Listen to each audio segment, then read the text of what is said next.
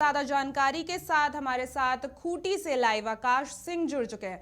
तो आकाश, आपसे जानना चाहूंगी कि अर्जुन मुंडा ने आज खूंटी लोकसभा सीट पर अपना नामांकन किया, उसके बाद उन्होंने रोड शो भी किया, जनसभा को संबोधित भी किया। इसमें ऐसे में क्या कुछ खास देखने को मिला?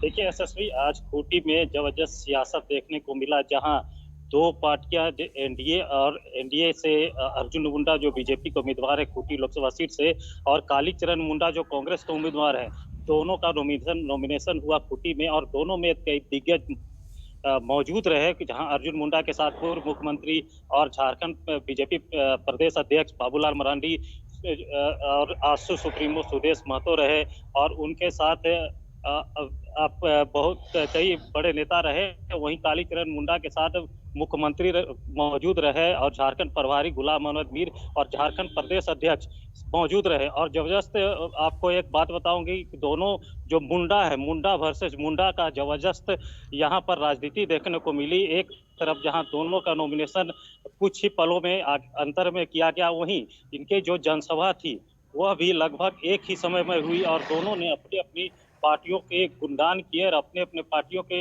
वादे गिनाए कि जनता से हम क्या कर सकते हैं चुनाव जीतने के बाद।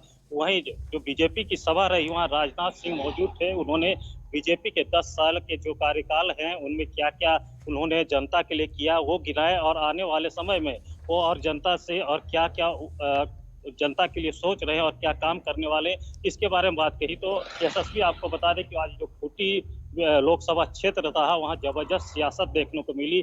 दोनों ही पार्टियां अपने अपने कार्यकर्ताओं के साथ, जो हजारों की संख्या में थे, यहाँ मौजूद रहे, और दोनों अपने चुनाव प्रचार के लिए कर लें या फिर नॉमिनेशन की जनसभा कर लें, दोनों ही काफी भीड़ देखी गई दोनों जनसभाओं में, और लोग वहां काफी संख्या मौजूद रहे। जी आकाश, राजनाथ सिंह ने जनसभा को संबोधित किया, ऐसे में क्या खास वादे उन्होंने जनसभा को किए?